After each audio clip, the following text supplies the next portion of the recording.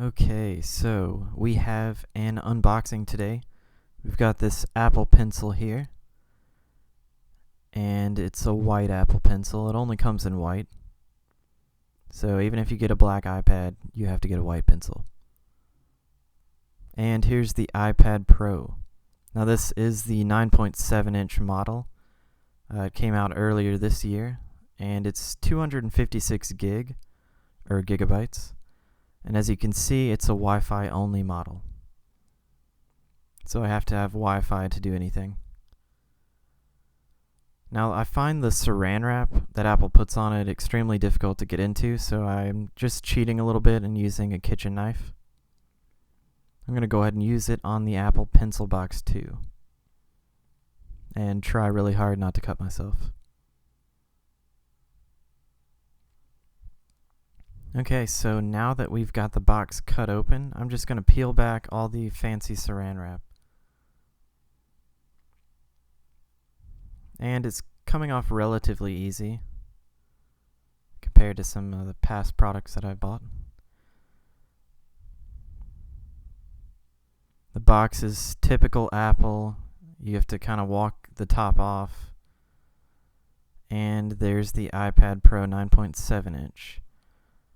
As you can see, it's the space gray, and it's completely wrapped in this plastic stuff. Right here is the USB to Lightning, which is typical. You've got your wall charger. Obviously no headphones. Apple can't afford to give everyone headphones for expensive tablets. Here's your quick start guide to the iPad Pro. I guess regulation details and your Apple stickers. So I'm just going to sit those back in the box and play around with the iPad a little bit. So this is actually probably the closest I've come to dropping the iPad, just trying to get this plastic wrap off. First impression, it looks exactly like the iPad Air first generation that I've had for several years. The screen feels a little bit different, and it's obviously not turned on yet. So with it booting up, it feels a little bit different. The camera's obviously stuck out like the newer iPhones, which is different from the old Air where it was flush. Let's go ahead and open up the Apple Pencil. It proves to be far more difficult than opening up the iPad Pro.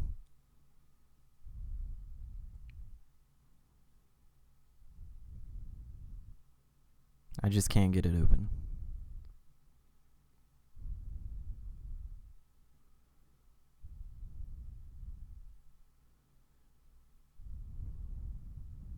I'll eventually get it. Okay, so unwrapping the saran wrap from the Apple Pencil. I'm assuming this box is similar to the iPad Pro box where I'll have to shimmy it out. Except it's from the side, which is a change. This is kind of like the Mac Mini boxes. You had to slide it out from the side. So this first thing, this top part has some strange connector. So you can use this connector to use just a regular lightning connector to charge your Apple Pencil. And they've given you an extra tip. And if Apple's giving you an extra tip for the Apple Pencil, that means it probably wears out relatively quick. Here's the quick start guide that really doesn't tell you much, except that you can plug it into your iPad. Or you can charge it. So we're going to set that to the side. There's the regulation stuff. And let's go ahead and pull out the Apple Pencil. It too has a plastic saran wrap that covers the entire thing. The Apple Pencil actually feels pretty comfortable to hold. Let's see if it feels, yeah, it feels better with the saran wrap off, or the plastic off. The top is a little magnetic cover, covers the lightning connector. I'm assuming the lightning connector is to quick charge from your iPad Pro when you don't have a lightning cord and its connector on hand. Okay, so in the past I've had third-party styluses, and a majority of the styluses are magnetic to where they kind of hang around or they attach to the side of the iPad, which is kind of convenient. It keeps it all together. So I'd like to see if it works the same way with the iPad Pro. We'll have to check that. Let's look a little bit closer at this lightning connector.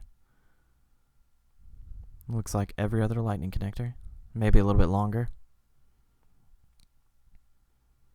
And we're gonna go ahead and see if it's magnetic. So it's not attracted to the right side of the iPad or the left. So it's not, your iPad will not keep your Apple Pencil close by at all.